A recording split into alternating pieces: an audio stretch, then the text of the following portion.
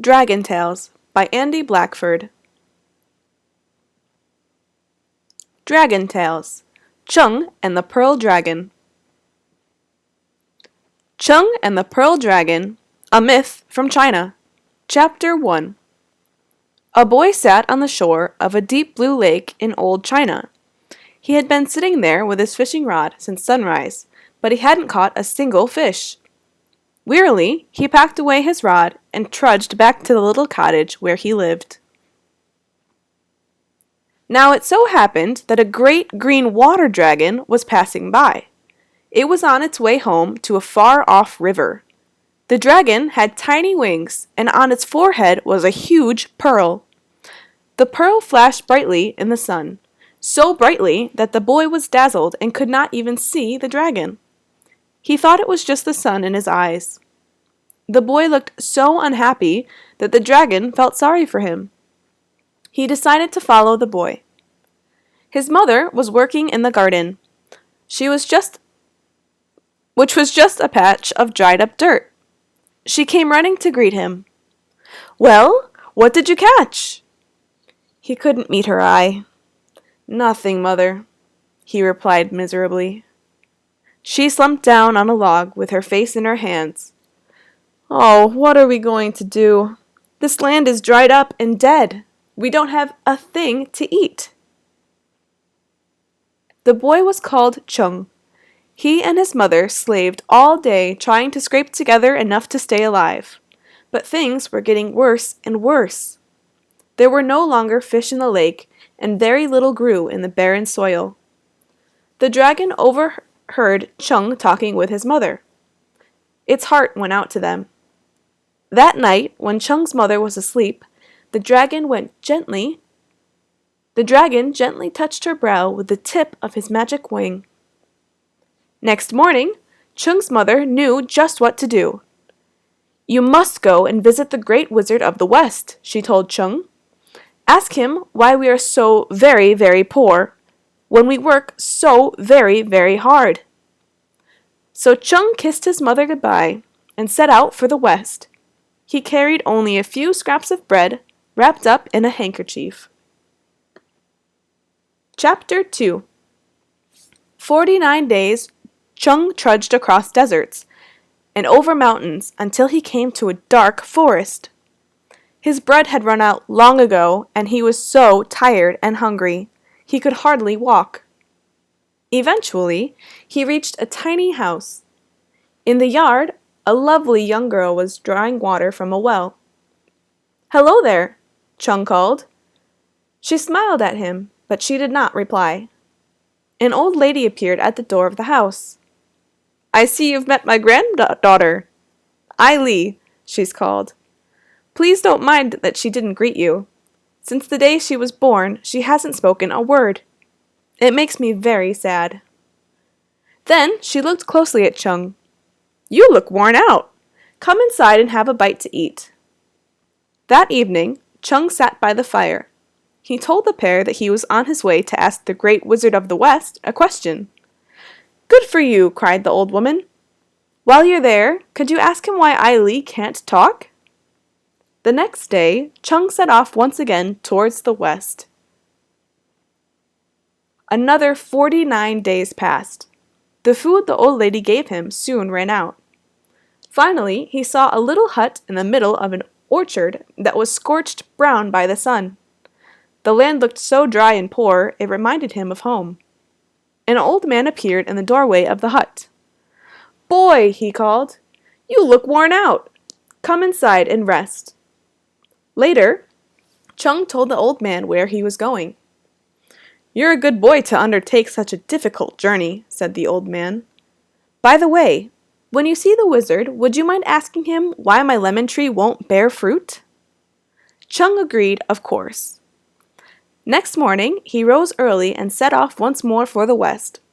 After yet another 49 days, he came to a river, vast and deep and wide. His heart sank. There was no way he could cross it. Suddenly, a green dragon rose from the water. Even to Tchang, who had never met a dragon before, its tiny wings seemed too small for its body. Set in its forehead was a gorgeous pearl. Tchang was about to run away, but the dragon called to him, "Don't be frightened. I'm quite harmless. Tell me why you want to cross my river."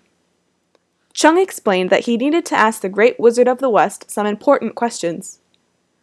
When the Pearl Dragon heard the questions, he smiled. "You're a good lad, Tchang," it said. "Hop on my back, and I'll have you across in a jiffy." On the far side of the river, Tchang thanked the dragon. "Think nothing of it," the dragon replied cheerfully. "That's what I'm here for. Oh, by the way, while you're there, could you please ask the wizard why I can't fly? Every dragon in China can fly except me." Naturally, Tchang said yes. He set off again toward the west, with the 4 questions going around and around in his head. 49 days later, he came to the golden palace of the Great Wizard of the West. The palace was carved out of a mountain. It took Tchang a whole day to climb the million steps up to the huge door. When he pulled on the bell rope, the mountain shook.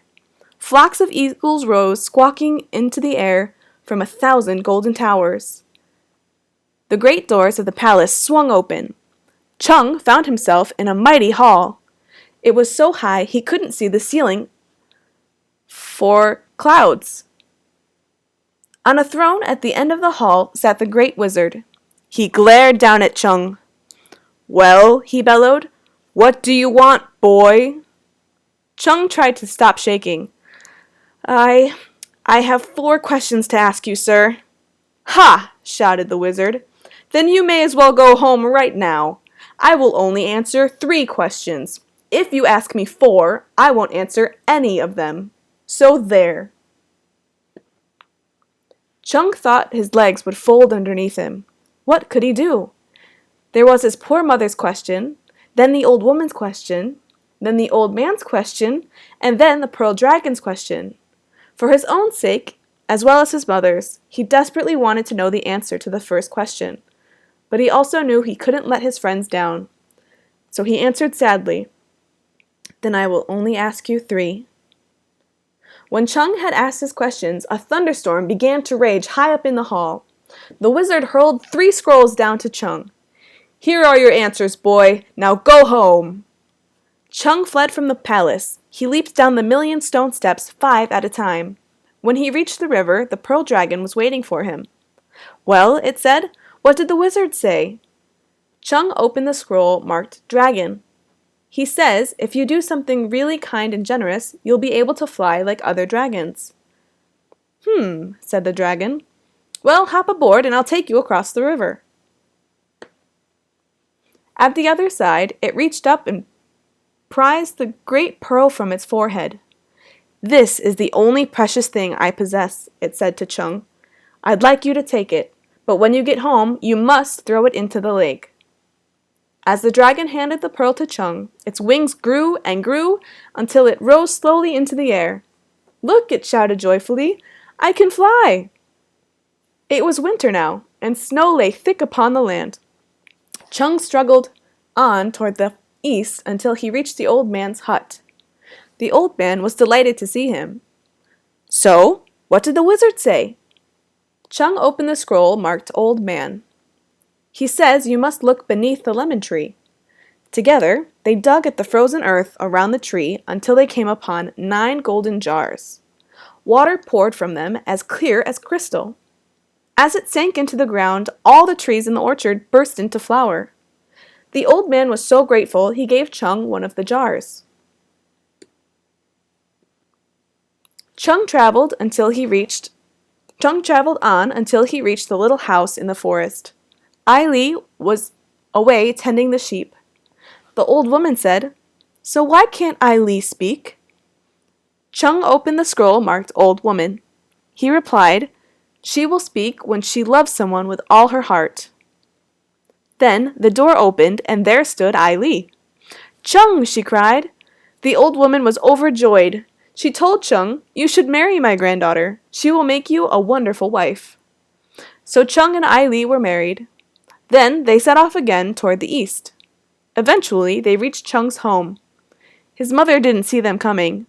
She had cried for so long she had gone blind. Tchang's heart was heavy. How would he tell her that he hadn't even asked the wizard her question? Then he remembered the pearl. As he took it from his pocket, the light from the pearl shone into his mother's eyes, and suddenly she could see again. Remembering what the dragon had told him, Tchang ran to the lake. He threw the pearl into its deep blue waters. The lake seemed to shudder and heave. Then Tchang saw that it was teeming with fire. No, it was teeming with fine fat fish that jumped right out of the water onto the shore. Tchang unpacked the golden jar. The crystal clear water poured out and onto the garden, and a forest of flowers sprang up from the earth. Their troubles were finally over. Tchang lived with his mother and Ai Li and their children for many long and happy years. And every day the pearl dragon would soar high overhead and smile down upon them. The end. I hope you enjoyed the story.